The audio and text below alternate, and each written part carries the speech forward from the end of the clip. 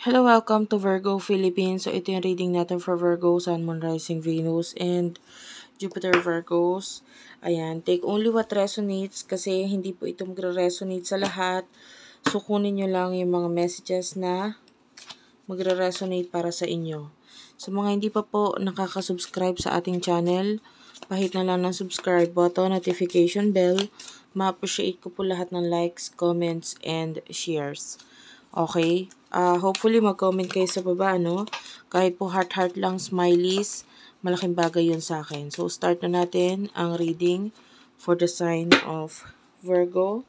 So, yung unang lumabas na card sa'yo is the card for messages, communication. Ayan, that is for the planet Mercury.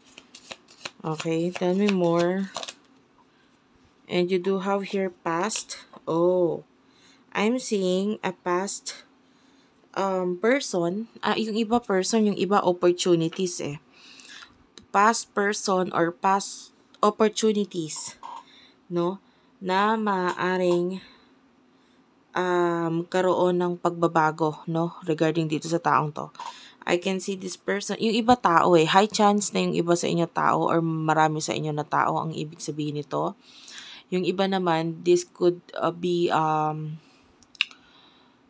pwedeng opportunity, no, na maaaring in the past ay dumating na sa buhay mo or past work, past employer, gano'n, nakakita tayo ng ganong energy na maaaring mag-message sa'yo. And there's a big transformation dito sa bagay na ito, no? Kung ito ay past work or career, maybe may mga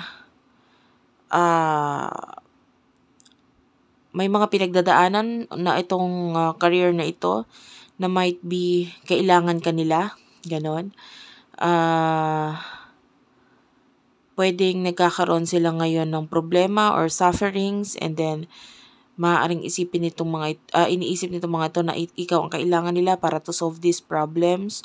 Or kung ito naman ay tao, I feel like yung transformation has something to do sa kanyang pakikipag-communicate dahil maaaring biglang nagkaroon ng pagbabago dito sa taong to sa way ng pag-iisip niya. Yung iba, if this has something to do with love, itong taong ito might be na-realize niya parang ang daming kulang sa kanya.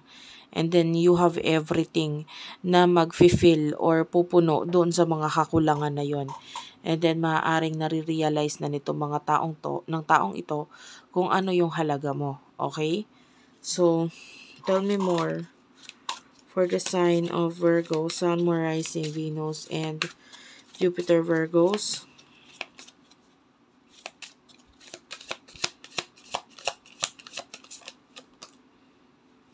You do have here illusion and awakening.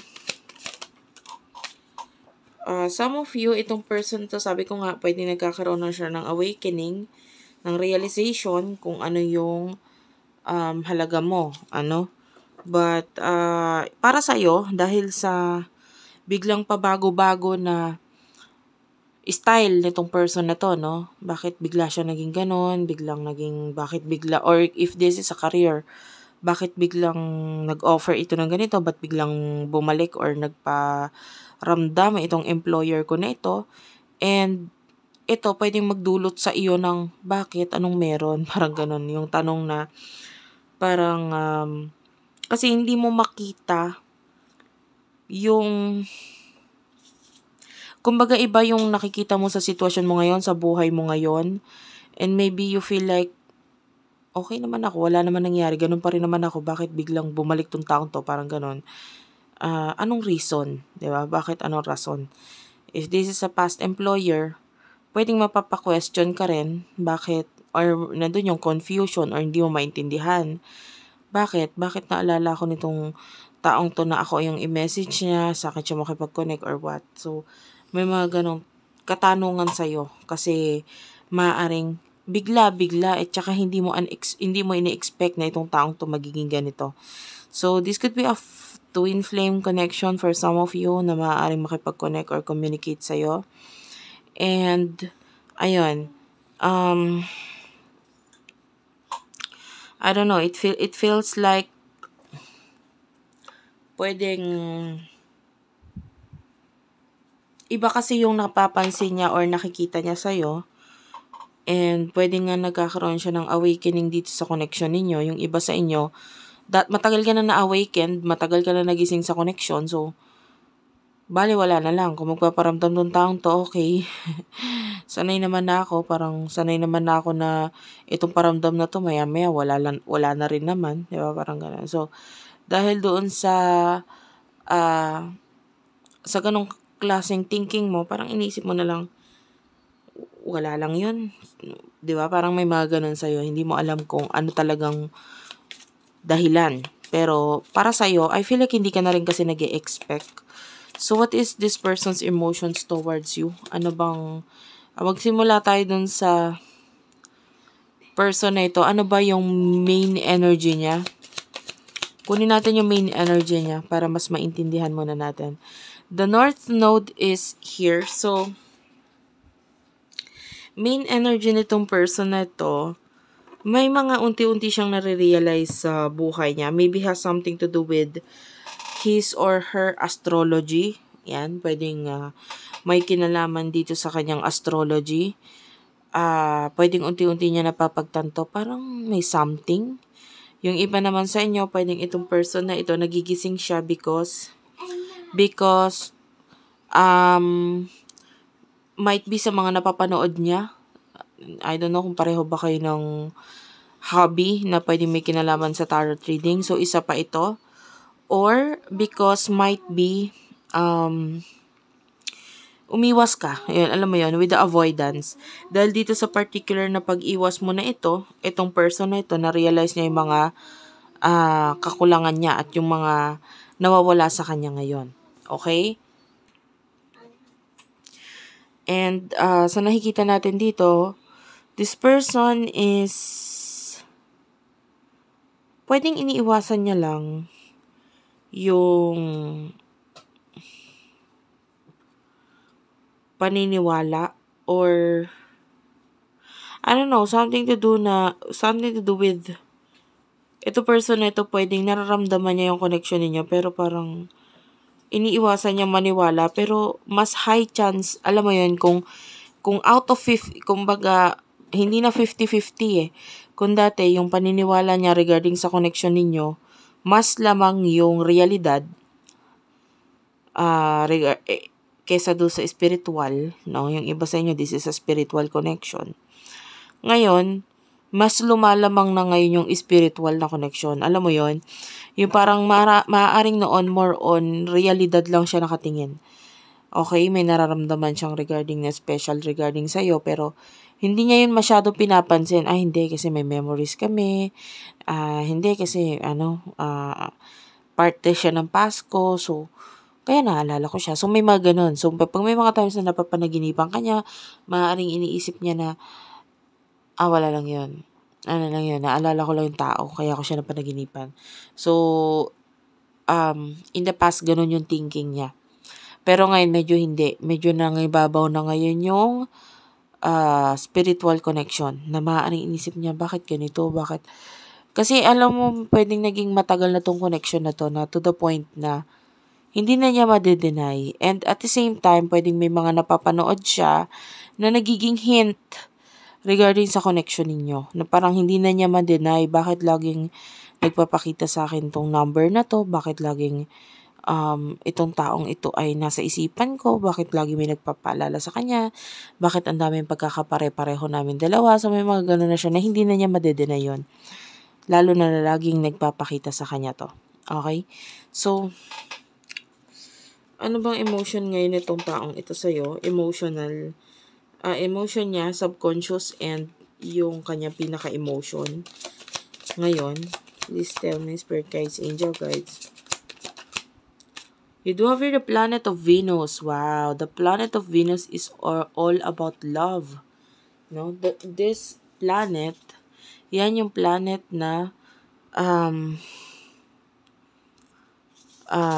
tumutukoy, or yan ang tinatawag nating planet for love, which is the planet of Venus. So this person loves you. Okay? And tell me about this.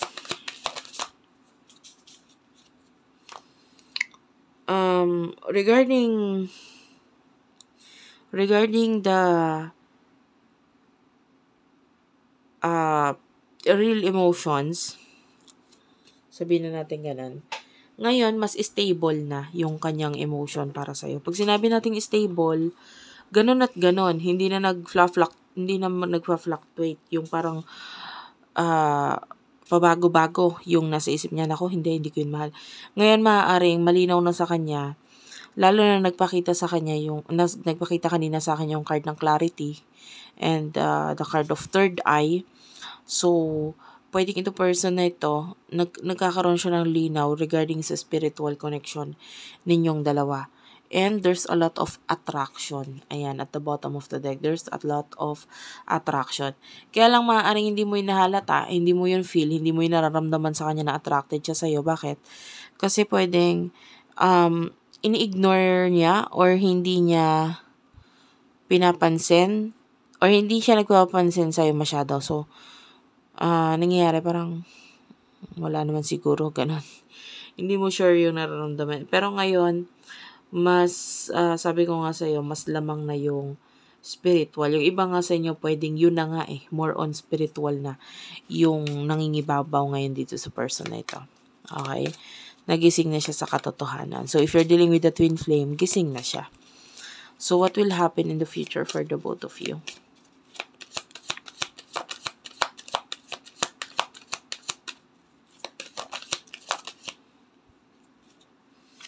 You do have your attraction.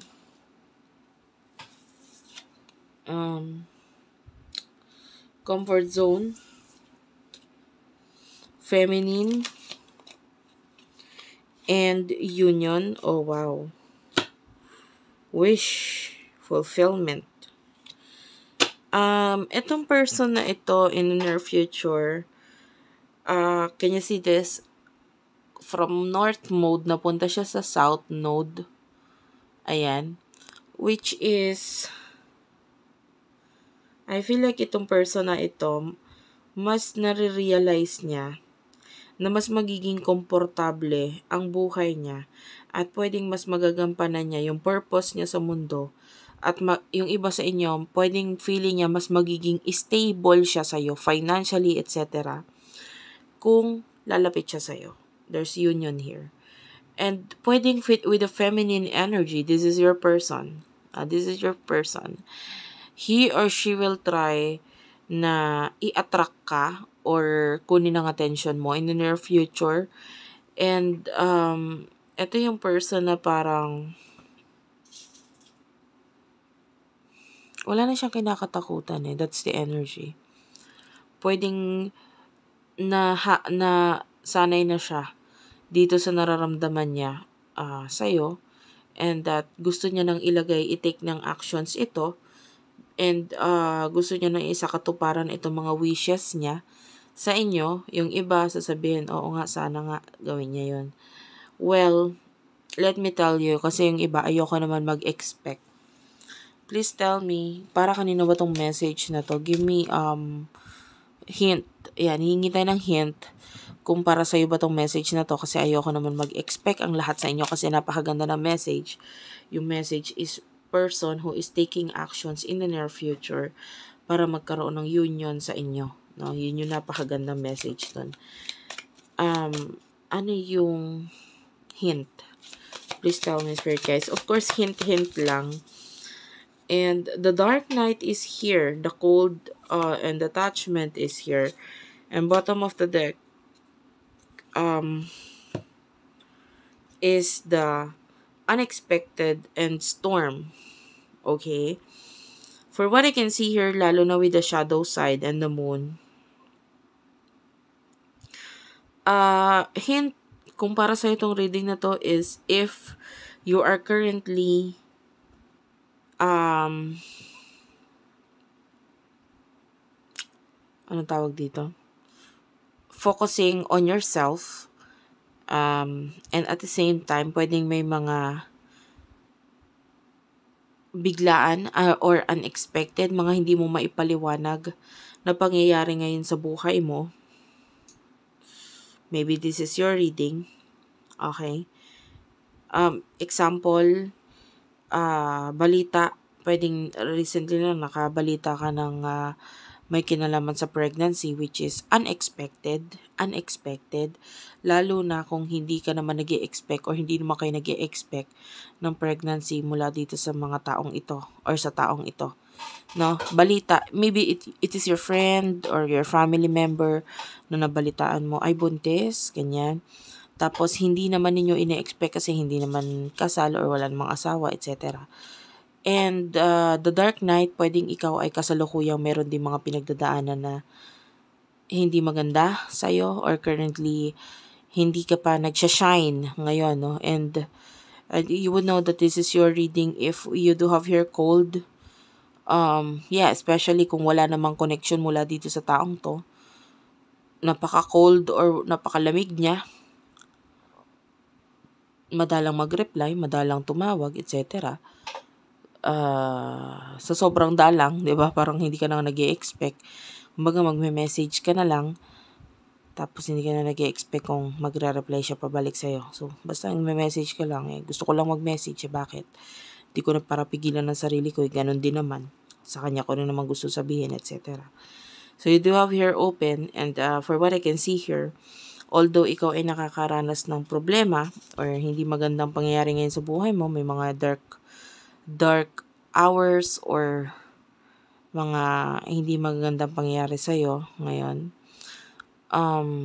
nakikita natin na open ka pa rin naman regarding sa positivity. You are a very positive person na kahit problemado ka, nakikita mo yung problema na yon as a positive problem na parang ganun. Tinitingnan mo na lang yung positibo sa mga bagay-bagay.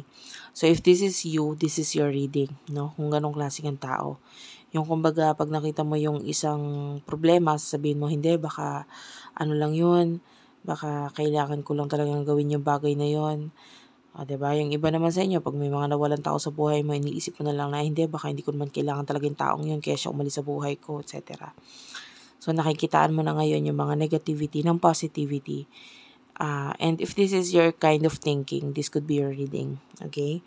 And currently, nakakita tayo ng healing sa'yo. So, isa pa yon, healing dahil, kaya ka nga nag-heal dahil currently, ikaw ay nasa pwedeng darkest area of your life na parang hindi mo akalain na mararanasan mo to. Kasi una sa lahat, hindi naman ito yung comfort zone mo. Hindi ka dito na sana, hindi mo alam gagawin mo pag napunta ka sa sitwasyon na ito. Pero ngayon, nandito ka na sa sitwasyon mo na ito.